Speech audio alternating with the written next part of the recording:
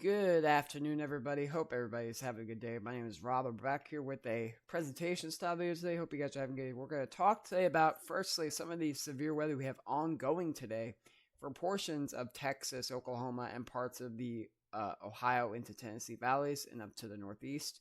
And we're also going to talk about some of yesterday's storm reports as well and some of the temperature and precipitation changes. If you can see here at our satellite that we have here, we have this system here that's been going through portions of Texas, Oklahoma, Arkansas. We actually have a severe thunderstorm watch for portions up here into Oklahoma, Arkansas, Missouri that has come out here. We're going to talk about that here in a little bit. And then once we really get into later today, we have this secondary system that's going to bring severe weather up more into these areas in Pennsylvania, parts of New York, parts of Ohio, even into parts of Kentucky and Indiana. So that's what we got going on today. And if we take a look at our hazard map today, we do have plenty of flooding watches, advisories, and warnings for portions of Texas, Oklahoma. That's kind of where that severe weather is going to be today, as we will see here in a minute. And then we have this area where there's these red coral-looking areas where we have that severe thunderstorm watch that we just talked about. We'll have more information on that soon. And as well, we have some wind advisories for portions of northeast Minnesota and parts of Michigan. That's going to be in with that trough that's really coming in here. We had this convergence yesterday with two different shortwave impulses. So that's kind of what we're seeing, and that's kind of what we're going to see for the rest of the day here.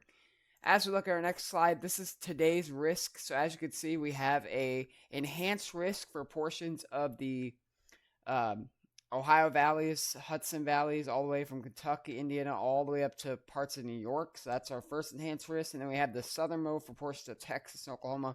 We've been seeing a lot of storm activity for this area here in Oklahoma and Texas the last few weeks, days to the last week, really.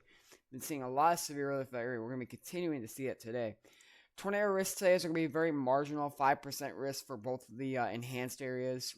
So might get a couple decent split ups today. That's kind of more of the conditional threat today, mostly consolidating wind and hail threat, as you can see there here. So we actually have a 30% wind risk for portions of the northern mode here, that northern enhanced risk, and then we have a hatched wind risk for portions of Oklahoma and Texas. So gonna be watching out for that today. Here we have this second area. Really going to be coming together. Once this stuff here in Missouri, Arkansas comes mostly up north to here, that's where we're going to get that second, impulse mode of severe weather. And then we're going to have another round of severe activity later on today in parts of Texas and Oklahoma.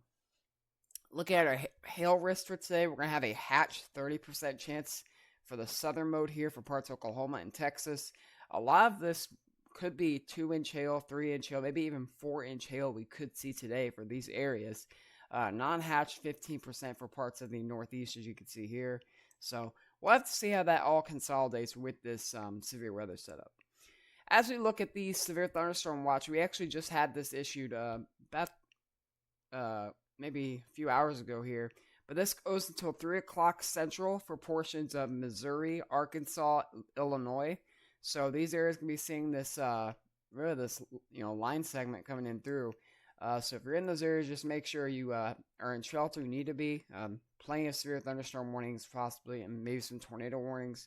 As we can see on our criteria, the chance of having a EF2 plus is very low. So that's good news, right? We mostly don't have to worry about strong tornadoes in this area. The biggest thing is going to be the wind risk. 65 knot winds are going to be moderate. So definitely a possibility of some damaging winds, down trees, things like that. So just be aware if you're in those areas. If we look at yesterday, this is our storm reports, by the way. We actually had 2 tornado reports. We have one in Wisconsin and one in Minnesota. We actually have a moderate risk for these areas, so that doesn't make sense. We had 38 wind reports, 3 of those being high winds, and we had 115 hail, 12 of those being large hail. You can see these kind of 3 clusters. This one in northeast Kansas, this one in the north, and then this one in Texas, Oklahoma. So a lot of storm activity we had yesterday, and we're going to continue to see that today, like we just said. As we turn to our temperatures and precipitation anomalies, as you can see here, we have below average temperatures for portions of the southwest, even into Arizona, way below average temperatures. So if you're liking cooler weather into May, That's what we're going to be seeing for that area. And then elsewhere, above average temperatures for most of the country, all the way from the upper plains all the way down throughout even parts of the South and New England. So warmer than average temperatures there. And then even look at this, parts of South Florida, a little bit of cooler than average temperatures for those areas. So, maybe if you're in Miami, Palm Beach, you're going to be seeing some cooler than average temps possibly into May. As we get into mid-May, this kind of shifts a little bit to the east here, the cooler than average for parts of Texas, New Mexico. So cooler than average temperatures there, and then elsewhere just warmer than average. And then that cooler than average stays for South Florida. So nice start to May for most of Florida, mostly south of I-75, I-4. Really nice weather coming in for the first couple weeks of May. As we look at our precipitation forecast, though, we do have above average precipitation for portions of most of the western two-thirds of the country here, all the way from Missouri, Illinois, all the way west up into the Pacific Northwest. So this big area, much above average precipitation in the next 6 to 10 days here. And the complete opposite for the east, drier conditions, which is good news because we've had that flooding in the beginning of the month here in April. So that's some good news. Hopefully they get some relief from that severe weather and flooding. And then good news also, parts of Florida above average precipitation. We need that because it's been so dry here.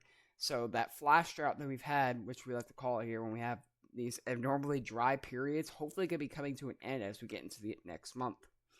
As we get into the middle of May, continue to see a uptick of above average precipitation for parts of Florida, as well as parts of Texas. Average for this area here from the plains into the southwest. And then we have below average, again, dry conditions, parts of Ohio, parts of the Missouri, Tennessee valleys, Ohio valleys. So hopefully getting a drying trend there, but not too much of a drying trend. Hopefully going to get some relief from some warmth as well. So that's all I've got for you guys today. Thank you for watching. We'll be back here next time for a new video. My name is Rob, as always, and we'll see you guys next time. Don't forget to like, subscribe, check us out on our Discord, and we'll see you next time. Experience the extreme with EWV. Thank you. Have a nice day.